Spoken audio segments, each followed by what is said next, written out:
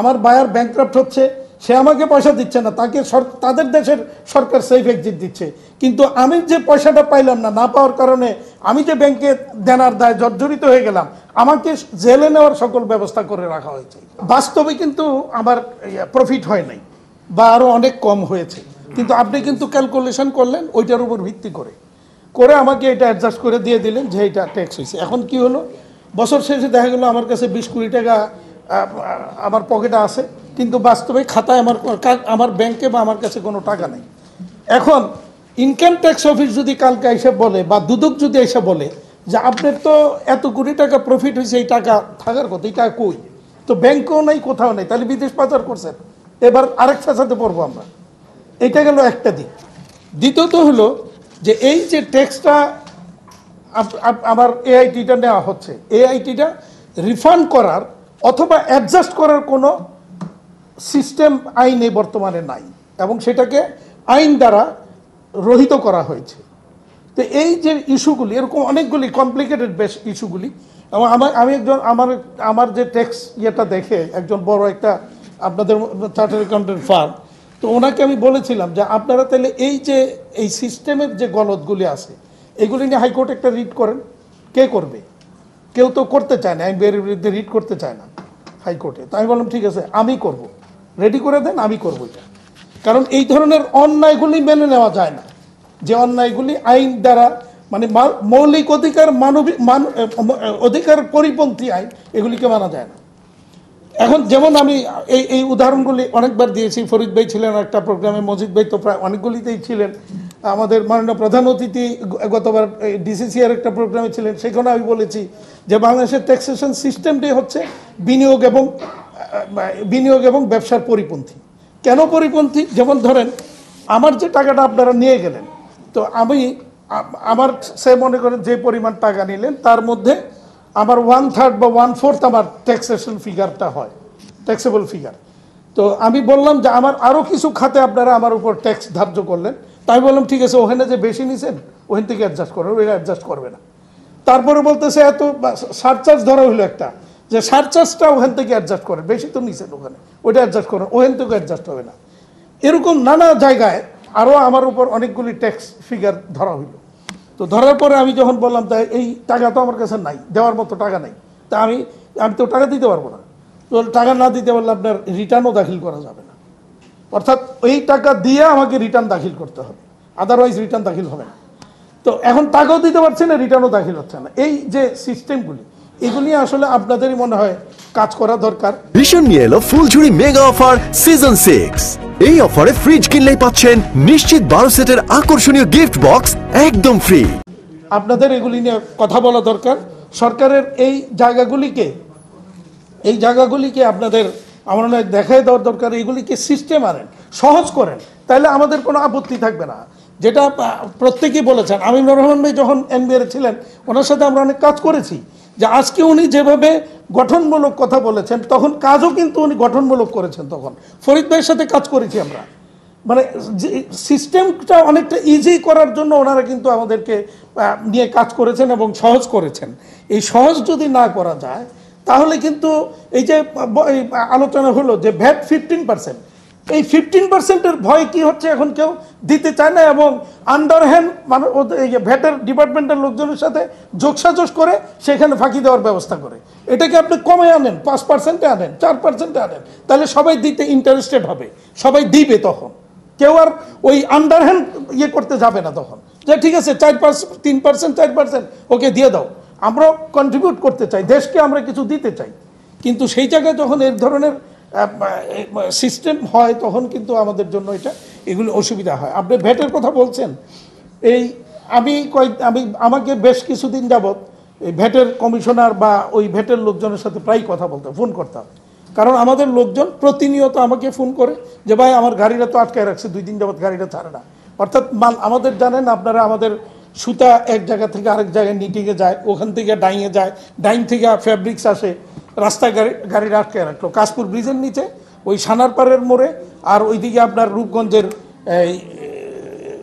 শরীফ মেলামেনের এখানে, এই 3টা স্পটে অত্যাচারে ব্যবসায়ীরা অতিষ্ঠ। তো আমি কমিশনার মহোদয়কে ফোন করলাম যে দেখেন কোনো কোনো ক্ষেত্রে মূসক ফর্ম 6.4 থাকে, ওখানে লিখে দিছে, আমার কাছে এগুলি ছবি আছে, লিখে দিছে এটা ত্রুটিপূর্ণ। এই ত্রুটিপূর্ণ তো আমি জিজ্ঞেস করলাম ওই মালিকের, ভাই তোমার এটা ত্রুটিপূর্ণ লেখছে, কি ত্রুটি? তো বলতেছে ত্রুটি হলো ওই 6.4 আছে, চালান আছে, তার মাল কি মাল কোথায় যাচ্ছে, কত কেজি মাল যাচ্ছে সব লেখা আছে, শুধু ওই ত্রুটিপূর্ণ ওইটার সাথে ব্যাক টু ব্যাক এলসির কপি নাই অথবা ইউডি নাই, এরকম একটা। তো ইউডি আর back to back LC copy কি গাড়ি ওই ট্রান্সপোর্টের গাড়িতে লয়ে লয়ে কি আমার লোকজন ঘুরবে নাকি? এটা তো হইতে পারে না। তো আমি কমিশনার মহোদয়কে ফোন দিলাম, উনি খুব সহযোগিতা করেছেন আমাদেরকে, কিন্তু কয়জন কমিশনার পর্যন্ত যেতে পারে?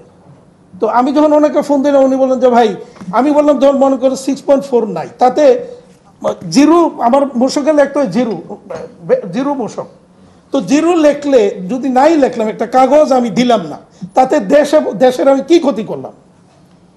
তো বলে যে না, দেশের ক্ষতি করে না, আইন অমান্য করছেন। তাই আইন এরকম আইন করছেন কেন যে আইনটা বাস্তবসম্মত নয়? তো যেটা এটা সংসদে কথা বলেন, সংসদে পাশ হয়েছে। তো আমি বললাম সংসদে তাহলে আইনটা করতে পাঠাইছে কে? পাঠাইছেন তো আপনারা। তো পাঠানোর আগে কি আমাদের সাথে কথা বলছেন, স্টেক হোল্ডারদের সাথে বসছেন যে এই ধরনের একটা ইয়ে দরকার হবে, কেন দরকার হবে, এটা কি আমাদেরকে আপনারা বুঝাইছেন? আপনারা এর আগে আমরা নারায়ণগঞ্জে ট্যাক্স ডিপার্টমেন্ট আমাদেরকে নিয়ে কয়েকবার নারায়ণগঞ্জ চেম্বার এবং বিকেমিকে নিয়ে ওখানে অনুষ্ঠান করেছে, করে মানুষকে বিভিন্ন জিনিস অবহিত করেছে। তো আপনারা এইভাবে প্রতিটা ডিস্ট্রিক্টে তো ভ্যাট বা কাস্টমসের বা ট্যাক্স ডিপার্টমেন্টের লোকজন এই ধরনের কিছু কাজ করতে পারেন, যে আমার এই ফর্মটা লাগবে, এই আইনটা হয়েছে, ব্যবসায়ীদেরকে এটা আপনারা অবহিত করেন।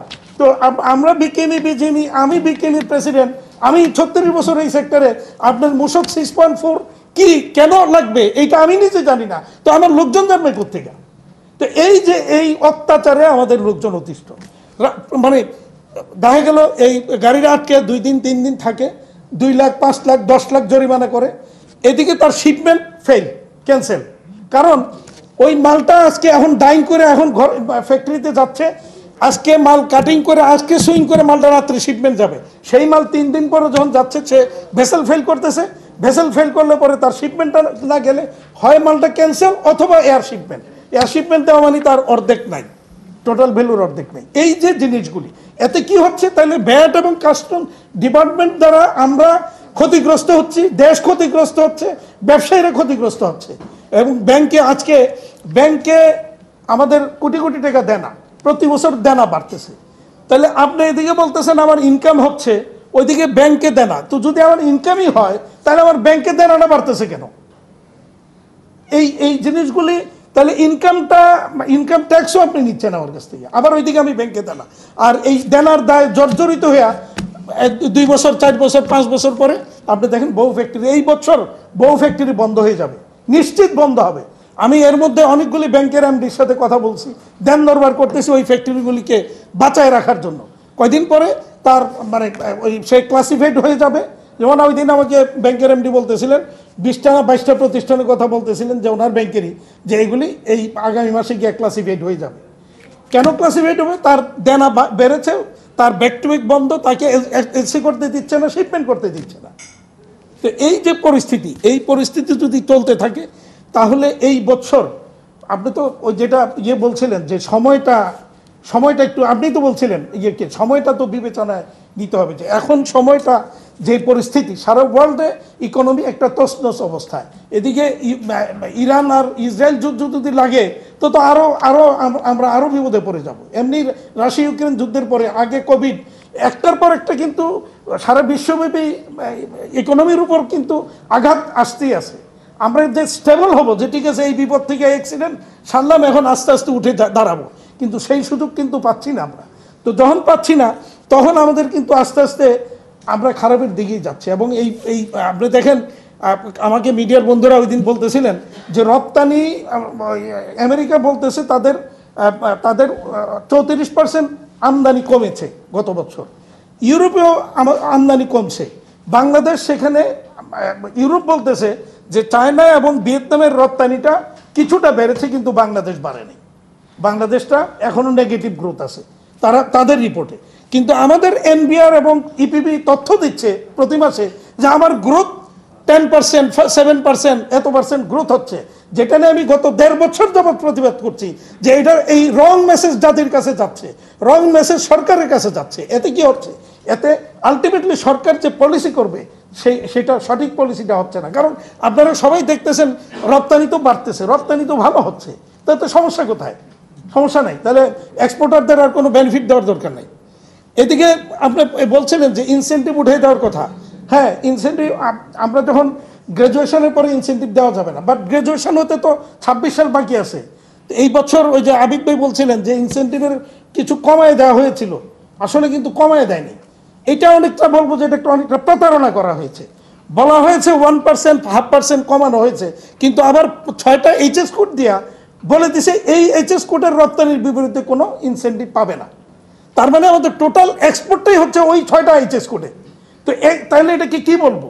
এবং রাতের আধারে কারোর সাথে কোনো আলোচনা না করে হঠাৎ 30শে জানুয়ারি দুপুরবেলা এক সার্কুলার জারি হলো, বিকেলবেলা মিডিয়ার বন্ধুরা আমাকে ফোন করলেন যে ভাই এইরকম একটা তো সার্কুলার হয়েছে।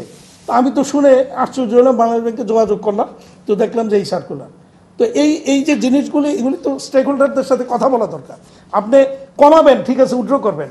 2025 সালের জানুয়ারি থেকে ডিসেম্বর একটা স্টেপে আপনি একটা ধাপ উঠান, আবার 26 সালের জানুয়ারি টু ডিসেম্বর আর ধাপে উঠে আপনি শেষ করে দেন, অসুবিধা নেই। বাট সেটা আমাদেরকে আগে ঘোষণা দিয়ে দেন যে ওই তারিখ থেকে এটা থাকবে না বা এতটুকু কমবে। তাহলে আমি বায়ারদের সাথে যে নেগোসিয়েশনটা করছি সেই নেগোসিয়েশনটা আমি অ্যাকর্ডিংলি আমি করব। এদিকে সুতার দামের সাথে সুতাওয়ালারা কিন্তু আমার কাছ থেকে ইনসেন্টিভ নিয়ে গেছে আগেই।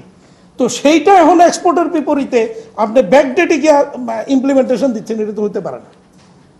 তো এই জিনিসগুলি আসলেই আমাদের সাথে আলাপ আলোচনা না করে অনেক সময় কিছু করলে এই সমস্যাগুলি হয়।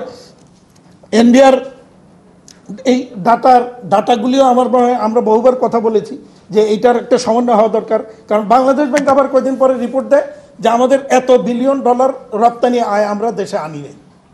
তো আমি বলেছিলাম গভর্নর মহোদয়কে যে আমাদের তাহলে তারা কোন প্রতিষ্ঠান এই রপ্তানি আয় আনে নাই, আমরাও এটা একটু দেখি, আমাদের মেম্বারই তো, তা আমরাও একটু দেখব। কিন্তু আমরা সেই তালিকা আমরা পাইনি। তো এই পরিস্থিতিতে আসলে যে ওই যে পিআরআইয়ের আশিকুর রহমান সাহেব বলছিলেন যে মন্ত্রণালয় হলো পোষক কর্তৃপক্ষ, বস্ত্র অধিদপ্তরকে বলা হলো পোষক কর্তৃপক্ষ। এখন পোষক কর্তৃপক্ষ বস্ত্র অধিদপ্তর আমাদের যখন যেটা নিয়ে যায় ওনারা করে দেন, ওনাদের কনসার্ন যেটা। বাট আদার্স যত ডিপার্টমেন্টে যা কিছু লাগে সেটা কিন্তু আমরা ওনাদের কাছ থেকে না, বরঞ্চ উল্টা আবার একটা ঘাট বাড়ে। কি ঘাট বাড়ে? যখন বিদ্যুৎ লাইন আনতে যাই বা আমরা যখন আইআরসি আনতে যাই তখন ওই বস্ত্র অধিদপ্তরের একটা রিকমেন্ডেশন লাগে, বিভিন্ন জায়গার রিকমেন্ডেশন লাগে। এই যে এত কিছু, তো আমরা তো ওয়ান স্টপ সেল যদি না হয় বা এক জায়গা থেকে যদি এই টোটাল আমাদের খাতের জিনিসগুলি না আসে, তাহলে এত ঘাট বাড়ানোর তো কোনো যুক্তি নাই। এই জায়গাগুলিকে কমানো দরকার বলে আমরা মনে করছি। ফাইনালি আমি যেটা বলছিলেন যে অনুৎপাদনশীল খাতে টাকাগুলি চলে গেছে, কারেক্ট। গত এক দুই বছরে বহু টাকা অনুৎপাদনশীল খাতে বা দেশের বাইরে চলে গেছে, যেটার ভার আমাদেরকে এখন বহন করতে হচ্ছে। এখন আপনি আমাকে 9% ইন্টারেস্টে ইন্ডাস্ট্রি করার জন্য লোন দিলেন, এখন বলতেছেন 15%, 14%। তাহলে আমি তো ক্যালকুলেশন করছি 9%-এর উপরে। তো এখন তো আমি এই ইন্ডাস্ট্রি আমার সার্ভাইভ করতে পারবে না, এই ইন্ডাস্ট্রি বন্ধ হয়ে যাবে। সেই জন্য আমি বলছিলাম, আমি এবার ওই দিন অর্থমন্ত্রী মহোদয়কে বলেছি যে অন্তত এই বছর বাজেটেই আপনারা অন্তত একটা সেফ এক্সিট পলিসি করেন। যারা আমরা ব্যবসা করতে গিয়া আমাদের ফেল করতেছে তাদেরকে অন্তত তারা যাতে অন্তত সেফলি বের হয়ে যেতে পারে সেই ব্যবস্থাটা একটু করে দেন। কারণ বিদেশে আমার বায়ার ব্যাংক্রাফট হচ্ছে, সে আমাকে পয়সা দিচ্ছে না, তাদের দেশের সরকার সেফ এক্সিট দিচ্ছে।